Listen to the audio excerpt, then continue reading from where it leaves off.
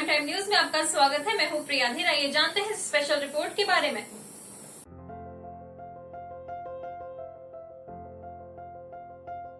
दिल्ली के रघुबीर नगर के एक परिवार में विवाद के चलते बहू सिमरन कौर अपनी 1 वर्षीय बच्ची के साथ धरने पर बैठ गई। पीड़िता का आरोप है कि ससुराल पक्ष ने 3 साल पहले उन्हें घर से निकाल दिया था और अब ऑपरेशन के बाद पति दीपक की हालत खराब होने पर वो आर्थिक संकट से जूझ रही हैं। सिमरन की मांग है कि उन्हें ससुराल में रहने की अनुमति दी जाए। स्थानीय लोग मामले की जांच और समाधान की मांग कर रहे हैं। मैं अभी 3 साल से रेंट के मकान में रह रही हूँ। पहले मैं यहीं पे ही रहती थी अपने ससुराल वाले मकान में। मेरी शादी को 6 साल हो गए हैं। ठीक है, मेरा प्रेगनेंसी का भी इलाज यहीं पे ही चल रहा था। तो यहाँ पे इतने लड़ाई झगड़े थे। मेरे जेठ ने और मेरी नंद ने मेरे को इतना परेशान कर रखा था 3 साल पहले कि हमें रेंट पे, मैंने अपने हस्बैंड को मतलब बोला, मेरी सास की तबीयत खराब रहने लग गई। तो उनकी तबीयत को ध्यान में रखते हुए मैंने अपने हस्बैंड को बोला हमें रेंट पे ही रहना सही रहेगा। जैसा मेरा सामान अंदर पड़ा था मैंने वैसे ही अपने कमरे को ताला लगा दिया और हम अपने कमरे में अपने किराए पे चले गए। वहीं पे ही मुझे मेरा बच्चा हुआ। ये 1 साल की मेरी बच्ची हुई है। अब मुद्दा क्या है, क्या परेशानी क्या है? अब इनका ऑपरेशन हो गया 2 बार मेरे हस्बैंड का वहाँ पे। ये गोलगप्पे की रेडी लगाते हैं। अभी आपकी मेन समस्या क्या है? जो मैं अपने ही घर में यहाँ पे वापस आना चाहती हूँ। हम किराया नहीं भर सकते। तो मना कौन कर रहा है आपको? ये मेरी नंद मना कर रही है कि तू यहाँ पे नहीं आ सकती। क्यों? क्या नहीं घुस सकती यहाँ पे। कारण क्या है? हैं पता नहीं। और मेरी सास के नाम पे प्रॉपर्टी है ये सारी। नहीं तो क्या कोई बात हुई है, कोई लड़ाई झगड़ा, कोई मैं परसों आई थी। मैं परसों आई थी। मैडम आपका भी लेंगे कोई। मैं परसों यहाँ पे आई थी। आप भी बाहर। मैं परसों यहाँ पे आई थी।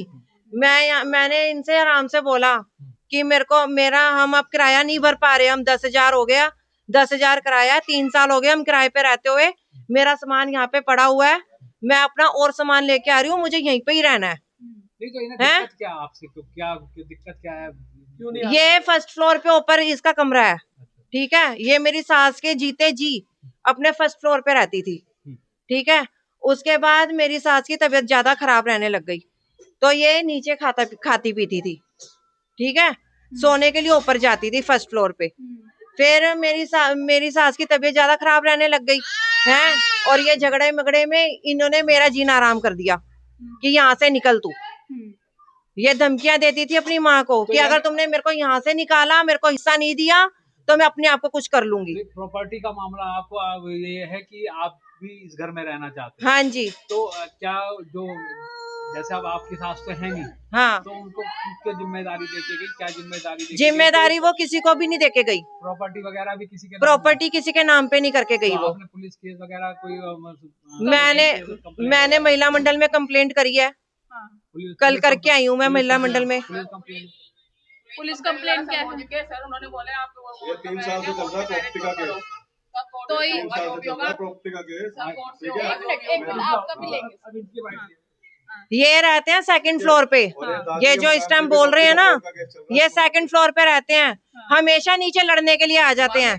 पहले भी इन्होंने मेरे साथ गाली गलौज करी थी। इन्होंने मेरे पे हाथ उठाया था। घर में क्यों नहीं घुसने दिए? हैं? अब घर में क्यों नहीं घुसने दिए? अब घर में मेरे को इनसे पूछो मुझे क्यों नहीं घुसने दे रहे आपका भी पक्ष रखेंगे हैं?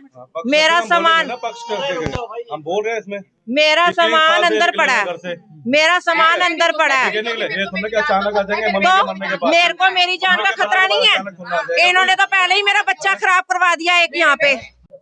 बचपन से अपने माँ बाप के साथ यहीं रहता था। ये आके अपने विधवा हुई है जब से यहाँ पर आके बैठी हुई है। 40 साल से मैं रह रहा हूँ यहाँ पे। 40 साल से मैं नहीं लेके आया। ठीक है, जहाँ ये दोनों लेके आए थे जाके। मेरी माँ ने मैं अपने फ्लोर पे वापस आना चाहता हूँ। मेरे को कितना टॉर्चर करते होंगे ये लोग। ये लोग मेरे को मारते थे यहाँ पे, तभी मैं किराए के कमरे में निकली हूँ। ये मेरी बहन हो गई थी, आदमी हो गया था एक्सपायर। उसके माँ बाप, मेरे माँ बाप, मैं गुजरात गए थे। 1 महीना वहाँ लगा के आया था। अपना काम छोड़ के मैं गया था। लेकिन इन लोगों ने ये नहीं कहा कि अब तो भाई अपना काम क्यों छोड़ के बैठ रहा है और क्यों लेके आ रहा है उनको। तो ये किसने कब्जा कर रखा है? ये मेरी बहन ने सामान रखने के लिए दिया था मैंने रूम। मेरे माँ बाप ने कहा था वहाँ से मकान बेच के आएगी, यहाँ पे अपना मकान लेगी अलग से तो ये सब पहले से यहीं पे रहते थे, सब तो पहले एक साथ ही रहते थे, फिर नीचे ये खाली करके चले गए थे मेरे चाचा और उसके बाद वापस आ रहे तो ये रहने नहीं दे रहे। अब क्यों नहीं रहने दे रहे इसका हमें नहीं पता, बट जो ऊपर वाला फ्लोर था वो भी हमारा ही फ्लोर है, मेरे पापा का ही है। तो तब भी ये साथ वाले रूम में ये भी बैठी हुई है बुआ रे। अब हम दोनों बड़े हो गए, हम इनको बोल रहे हैं कि हमें भी ये कमरा चाहिए, तो ये हमें भी नहीं खाली करके दे रहे कमरा, तो खाली करके दे रहा बुआ ही नहीं दे रही हमें, उन्होंने ही रखा हुआ है सामान वगैरह अपना। हम बोल रहे हैं हमें भी कमरा चाहिए, अब एक कमरे में हमारा गुजारा नहीं हो पाता। मेरी भी ग्रेजुएशन चल रही है, स्टडी चल रही है, इसकी भी 12th चल रही है, इसकी भी ग्रेजुएशन चलेगी। मेरे पापा भी गोलगप्पे का काम करते हैं, कैसे करेंगे एक कमरे में हम तीनों?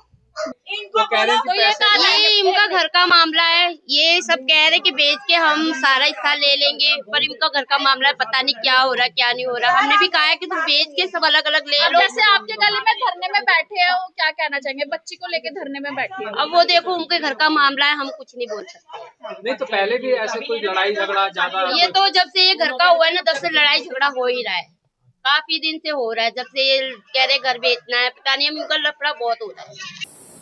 इस स्पेशल रिपोर्ट में फिलहाल इतना ही। ऐसे और खबरों के लिए जुड़े रहें प्राइम टाइम न्यूज से।